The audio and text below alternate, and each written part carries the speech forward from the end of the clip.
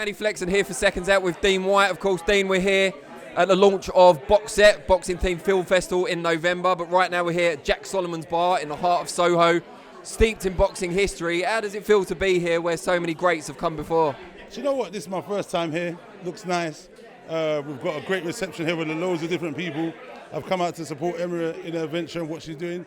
And just interested. I'm just chatting to a few of the guys that we've seen around on the circuit and so on. So yeah, and like you said, a lot of history here with the guys that have come here before. Like when I was coming down, I saw, a few of the pictures and stuff. So yeah, it's interesting. Huge night for you and your family, of course, on Saturday at the O2, where your brother Dillian finally, after 600 plus days, secured his rightful position as WBC mandatory challenger and interim champion, of course. How did it feel at the end of the fight? Was it kind of joyous, or was it more like a sigh of relief that finally it had happened? A bit of both, because we always knew, this day would come. Dillian's someone he likes to fight. He wants to take all these hard fights, and he was in a hard fight. The guy in there, had purpose, had zest, and was an undefeated fighter. So you always knew he didn't know how to lose because he was undefeated. Former Olympian, had over 100 amateur fights, an extensive amateur background. So we knew it was going to be tough. Obviously, when he got dropped, that was something. I'm sure the whole arena was in shock and surprise. I didn't even see what happened really. And he dealt with that well, and he came back and we got the win. So we're just happy as a team, as a family, and all the friends that was around. And now we can look forward to planning what's in the future. Does he take another hard fight? Does he want to take an easier route? He said that, but what he says and what he does is two different things, because he might look at it and say, you know what, I'm the Candyman. I believe I can beat a lot of these guys. Why am I going to sit on the sideline waiting when I can continue fighting and learning and gaining invaluable experience to put me in good stead when I do fight Deontay Wilder or Fury, whoever wins anyway, So it's just amazing, you know what I mean? What do you believe is the right move on that score? Because Eddie Hearn said the same thing, that with a title shot in the books for next year, he'd like Dillian to have a slightly easier fight at least, only slightly easier. But what would you say? You're his brother, you know him better than anyone. What do you think? I'd say the same thing. I'd probably like the same end of the year. You find someone who's, where you can go and learn and you can practice stuff on. Maybe find someone who's tool in the same mode as a Wilder or Fury. And you can try different things and see what works. Tom Schwartz, maybe. Potentially Tom Schwartz, but you know what? I don't know if he would hold up well with them body shots. You know what I mean? You might be cut in half, But I know what you mean by that. But yeah, something like that. Get one of those guys out there and see what the situation is. What can he learn from them? But I think maybe we don't know what the situation with Tyson Fury is. I heard Eddie's heard saying that fight might not happen.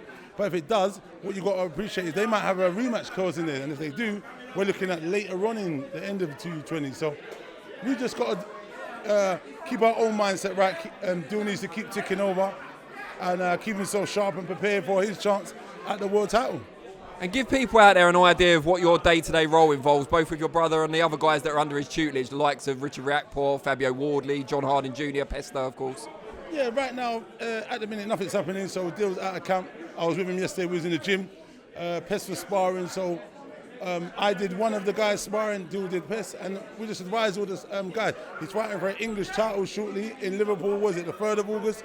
So, at the minute... It might be the 2nd, is it?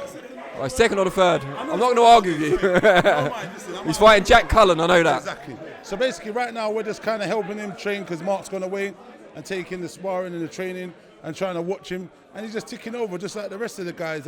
Richard fought Saturday, got an excellent win against Chris Smith, who is a real good prospect. So that was an invaluable win and learning curve for him. And Fabio again was out, and he got a great win. He got a stoppage over a man that's only been stopped once previous. So all the boys have done really, really well. John's out shortly. Then Shakan is someone who's fighting for the English title. Nearly got the wrong one. It's Dex Bellman. Exactly, on 26. Is he with you guys, Shakan? No, he's with me. So what I've done is me and my bro work. We've got those guys, but then on the side, so I'm learning myself and understanding. I've just done my own thing. So I've got him, I've got Echo Esserman, and I've got Derek Osazi. Yeah. So my little stable's building, and I'm trying to get those guys out because Echo has got the English already. So potentially he might fight the winner of Gallagher and Chris Jenkins, but Taylor is mandatory, but he might not take it. Yeah, that's what I was hearing. So potentially we might put Echo in there. So there's loads of good stuff happening for us, and it's a good place to be, because we love boxing, we love being around the circuit, and you know, myself especially, because I didn't really compete like that. So I just love molding these guys, giving them advice and guiding them and nurturing them, as my brother does, Dillian. So it's really fun times watching the journey and the building of these young guys, you know what I mean? In kind of the darkest days, so when Dillian was serving the end of his ban, for example, he first came back, he had to rebuild in the small shows. Did you ever envisage that the two of you would be in this position now, like both at the top of the sport, managing fighters as well, owning shows, all of that? Listen to me. You know that you mentioned that, it is so bizarre, because I always talk about that, because I remember we trained virtually twice a day for the whole duration. You know, he was going through, you know, moments where he's up and down, and I always used to say to him, listen, don't worry, man, let's just train, we'll spar, we'll run, we'll do everything. Because if you let yourself go, you're going to put yourself in a darker hole like Tyson Fury did, unfortunately. But he come back really well. So we trained, he was in good shape, he sparred all the time, he ran.